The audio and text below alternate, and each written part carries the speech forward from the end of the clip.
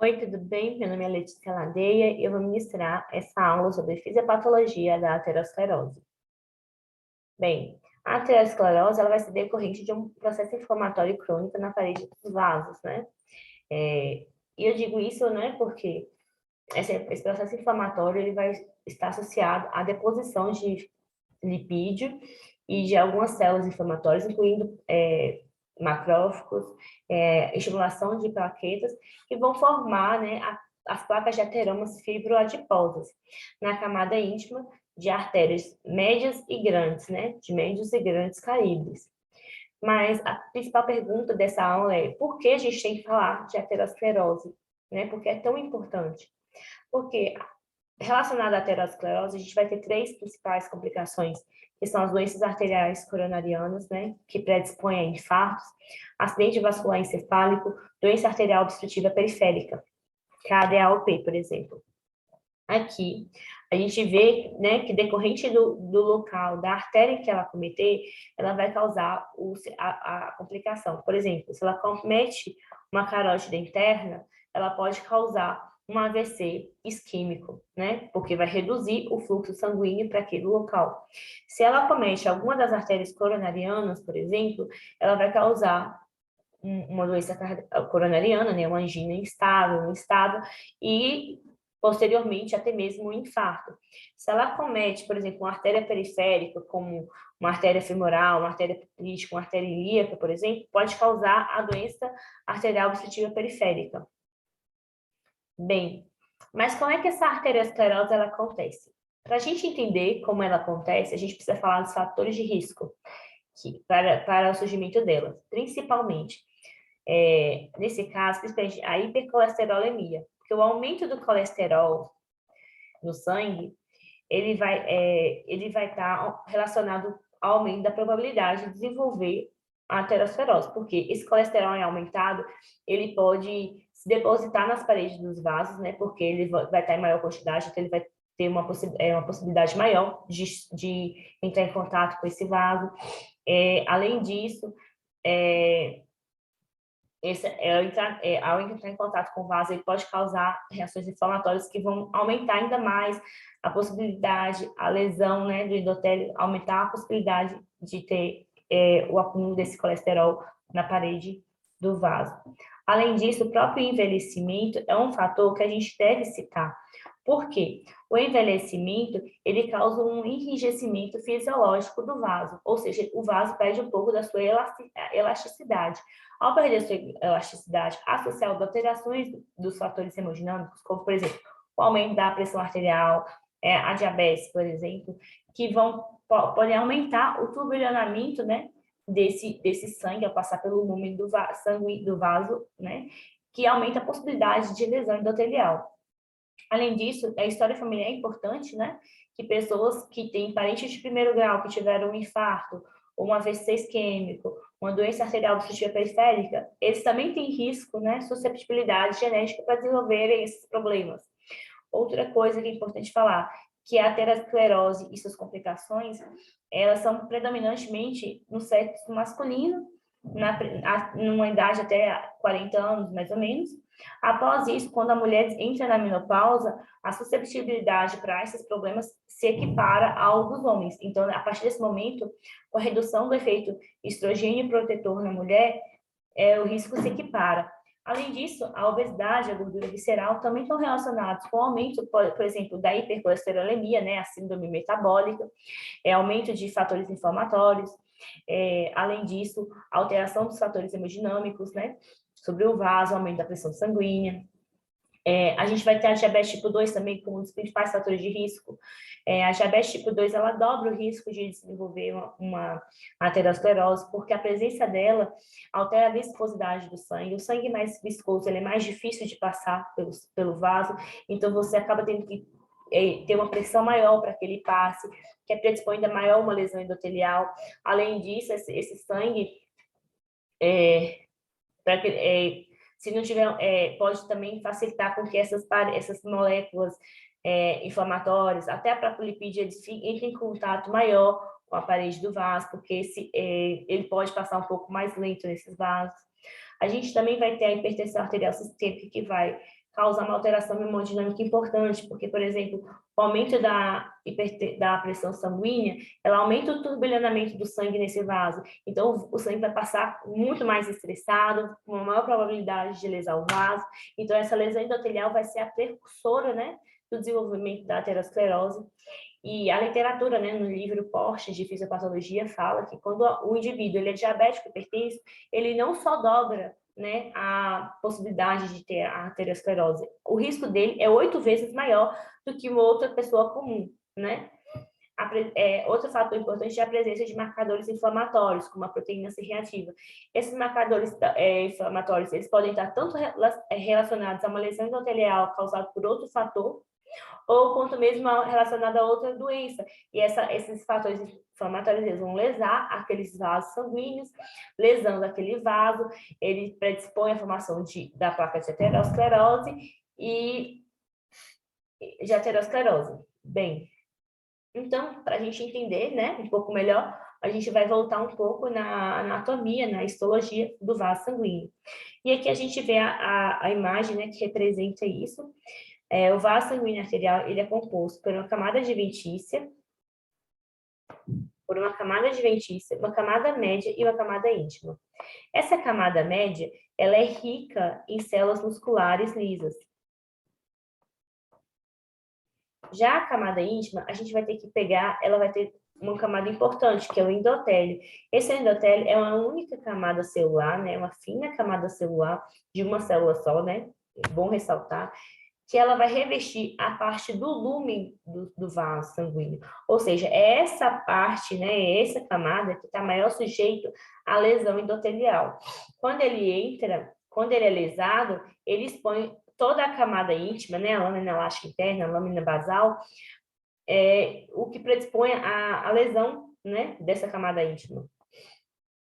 Bem, então, como já falaram, aqueles fatores de risco, né, fumar, hipertensão, os mediadores inflamatórios, quando eles estão em contato com o endotélio, né, eles vão possibilitar uma adesão leucocitária naquele local lesado, ele vai aumentar a permeabilidade endotelial, né, então por aqui vai entrar tanto as moléculas de gordura quanto as células de defesa. Além disso, a gente vai fazer a migração leucocitária, né, ou seja, as células que estão passando no tecido vão entrar nessa parede do vaso sanguíneo.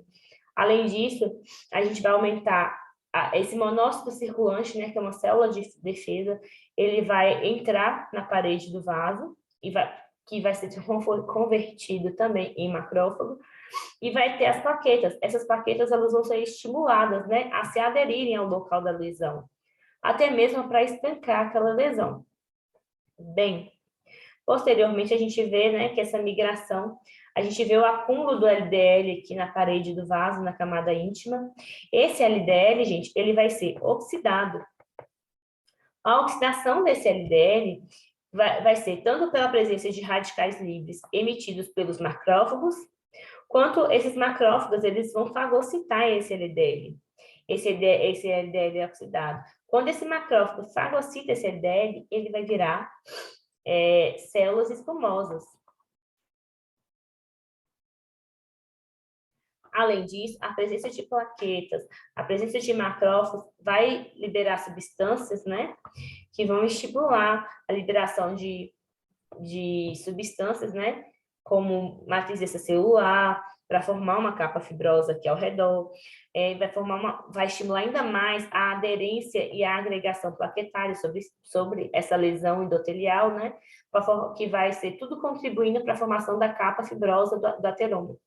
Além disso, aqui dentro vai acumular cada vez mais gordura, né? Cristais de colesterol. A gente vai ter aqui dentro também células espumosas, como já dito, né? São os macrófagos que fagocitaram os LDLs, né? As lipoproteínas. A gente vai ter aqui também células de defesa liberando espécies tóxicas de oxigênio, né? Radicais livres.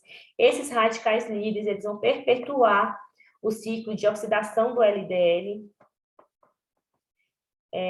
Além disso, a presença de macrófagos, né, vai ter cada vez mais macrófagos, mais plaquetas, que vão estimular ainda mais o recrutamento de leucócitos, ainda mais a lesão plaquetária, ainda mais a liberação, né, de matriz extracelular, né, como você vai ver o colágeno, essa capa fibrótica, né, do tecido fibrotiposo, que vai formando aqui em cima. Além disso, essas substâncias liberadas pelas plaquetas, pelos macrófagos, elas vão estimular a migração das células de músculo liso da camada média para a camada íntima, para formar essa capa fibrótica, né? Para deixar essa capa um pouco mais rígida. E aí, no centro dessa lesão, conforme vai progredindo o acúmulo dessas substâncias, desse lipídio, desses cristais de colesterol, desse infiltrado inflamatório, né? Porque a gente vai ter muitas células de defesa no meio. A gente também vai ter, é importante falar dessas células espumosas. Essas células espumosas, elas estão ricas em LDL oxidado. Essas células, elas vão acabar morrendo, né?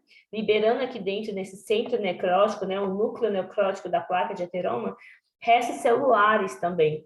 E a liberação dessas células, dessa morte celular, a liberação de citocinas vão deixar esse núcleo necrótico ainda mais instável. né? E aí é importante falar, né, que aí a placa, então, de ateroma, a gente vai ser formada principalmente vai ser formada, né, a placa de ateroma consolidada, quando ela termina de formar, por um núcleo necrótico e por uma capa fibrosa, né, que vai constituir esse ateroma fibrótico. Mas aí, só para a gente entender o desenvolvimento dela, a gente vai ter o endotélio saudável, e ainda na primeira década de vida, a gente já foi identificado, né, raias gordurosas ou estrias gordurosas decorrentes de lesões aqui na parede vascular. Essas raias gordurosas são visíveis, né, como se fosse uma matéria amarela no lúmen, na parede vascular, e ela é decorrente, né, principalmente do acúmulo de lipídio e por células espumosas. Essas células, elas vão evoluindo. Na terceira década de vida, a gente já vai ter placas de ateroma estabelecidas, e essas placas de ateroma, elas vão virar placas fibrosas, como já foi dito, né, mais cedo, que vai ter a capa fibrosa e o núcleo necrótico, o cerne necrótico da lesão. A gente vai ter, nessa parte aqui, a gente vai ver muito a migração do músculo liso, do colágeno, para a camada periférica para a camada íntima, né, para formar aquela capa fibrosa.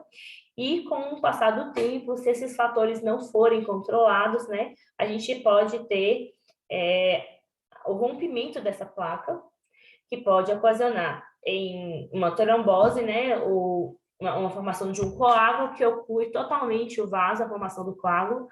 A gente pode ver a trombose mesmo, a placa de ateroma invadindo muito o lúmen, né, reduzindo o fluxo arterial. E a gente pode ver também que ele pode enfraquecer, né, ele pode enfraquecer a parede do vaso e causar um aneurisma, por exemplo, no caso de AVC hemorrágico. E aqui a gente vê a diferença entre uma placa estável e uma placa vulnerável. Na placa estável, a gente vê uma cápsula fibrosa bem maior. Embora o lúmen esteja reduzido nas duas, essa capa fibrosa, essa presença dessa capa fibrosa bem consolidada, inclusive ela pode ter cálcio, né? Essa lesão pode estar calcificada. Então, quer dizer que ela é uma lesão mais estável, mais difícil de ser rompida. Mas, no caso da placa vulnerável, a placa instável, esse centro lipídio, ele vai maior. Então, quanto maior o acúmulo de gordura, maior vai ser a inflamação aqui dentro. Então, no livro Porte, a gente vê que nessa placa instável, a gente vai ter uma presença muito grande de fatores pró-inflamatórios, como fator de necrose tumoral, né? O fator de necrose tumoral do tipo 2, a interleucina 1, tudo que vai estimular, né, essa reação inflamatória, até mesmo propiciar que essa placa se rompa, que ela destrua, ou que enfraqueça a parede do vaso, que predispõe a aneurismas e tudo. Outra coisa que é importante falar, que dentre aqueles fatores de risco que foram citados, a gente tem que lembrar que alguns deles são fatores modificáveis. Então, que é um local que a gente pode intervir. Se, por exemplo, na diabetes tipo 2, a gente pode controlar, a gente pode tratar a diabetes tipo 2 para que ela não agrave o desenvolvimento dessa placa de ateroma. A gente pode tratar essa hipertensão para que ela evite a lesão endotelial ou a formação de novas placas de ateroma. A gente pode cessar o tabagismo, a gente pode reduzir o peso, emagrecer, reduzir essa gordura visceral, para que melhore até mesmo a condição de saúde do paciente no futuro. Então, essas são minhas referências, né? Que é o PORT, Fisiopatologia. Muito obrigada pela atenção.